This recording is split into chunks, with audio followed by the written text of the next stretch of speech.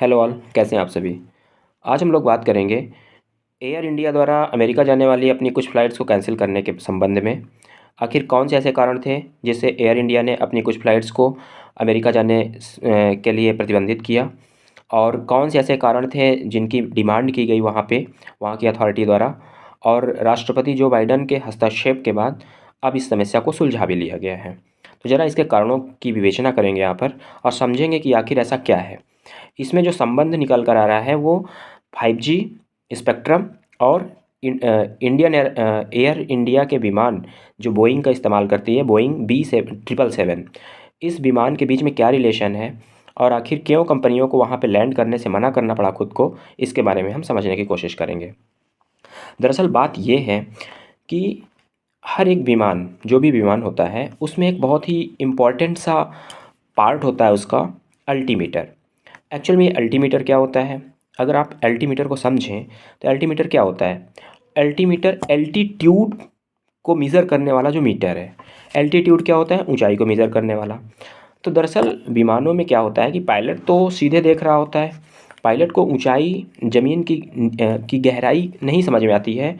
जब आप विमान को उड़ा रहे होते हैं तो आप सामने देख सकते हैं, उसकी एग्जैक्ट डेप्थ को आप नहीं समझ पा रहे होते हैं कि विमान हमारा कितनी ऊंचाई पर है और उसे नीचे लैंड करने में आखिर कितना वक्त लगेगा। इसके लिए सभी विमानों में एक अल्टीमीटर इंस्टॉल किया जाता है।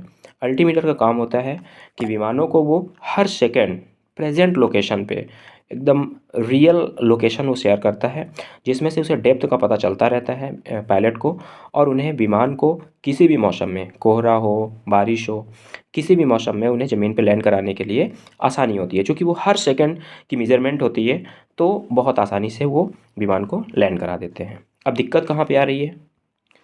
अमेरिका की दो कंपनियों, वेरिजॉन एंड AT&T, ये दो कंपनियां हैं जो कि वहाँ पे नेटवर्क प्रोवाइडर हैं, जो कि वहाँ पे इंटरनेट प्रोवाइडर हैं।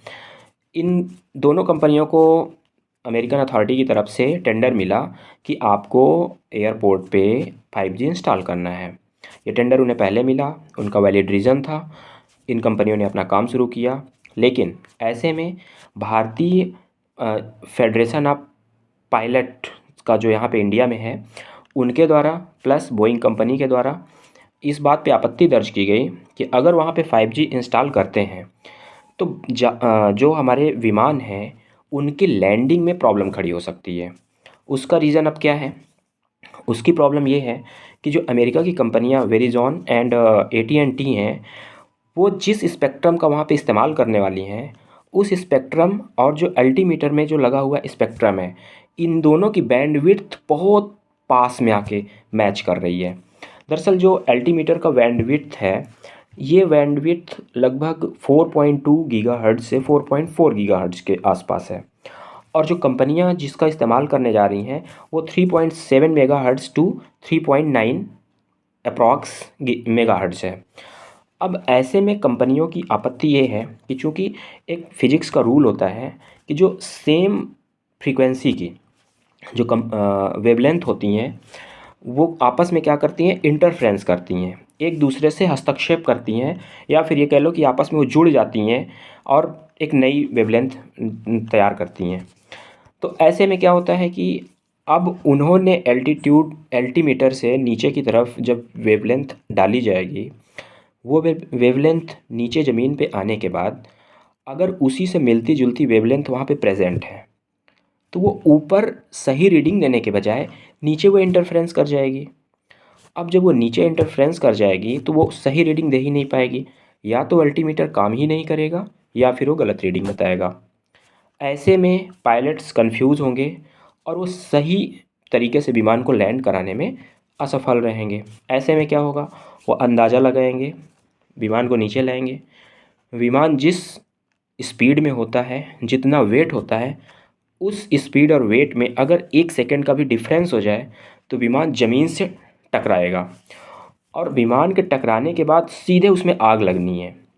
तो एक बहुत बड़ी समस्या है जिसका रिस्क यहाँ के पायलट्स नहीं लेना चाहते, बोइंग कंपनी नहीं लेना चाहती। जान माल का किसी भी तरीके का रिस्क लिया ही नहीं जा सकता ऐसे मौके पर।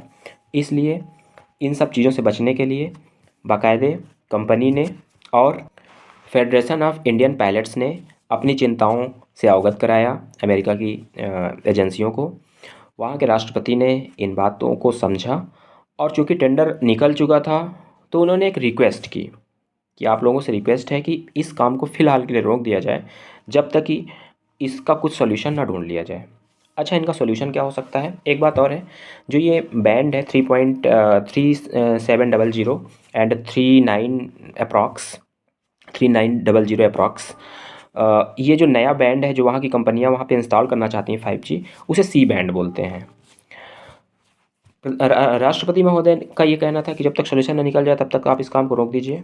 कंपनियों ने रोक भी दिया है। अब इसका आखिर सॉल्यूशन कैसे निकल सकता है? सॉल्यूशन ये निकल सकता है कि या तो कंपनियां उस निश्चित इलाके को जैमर फ्री करें या फिर जैमर लगाएं वहाँ पर किसी भी इस तरीके के सिग्नल को आने से रोकें। इसके अतिरिक्त या तो फिर जो अल्टीमीटर लगा होता है, बोइंग उसमें कुछ फेरबदल करके अल्टीमीटर को ऐसी फ्रीक्वेंसी के साथ ऐड करें जिसमें ये जो गैप है वो थोड़ा बढ़ जाए। एक्चुअल में होना ये चाहिए कि सेम मिलती जुलती फ्रीक्वेंसी के बीच में जितना ज़्यादा गैप हो, जैसे मतलब जो फ्रीक्वेंसी हो वो बहुत पास पास नहीं होनी चाहिए, उनमें एक निश्चित गैप होना चाहिए, जिसे कहते हैं बफर जोन।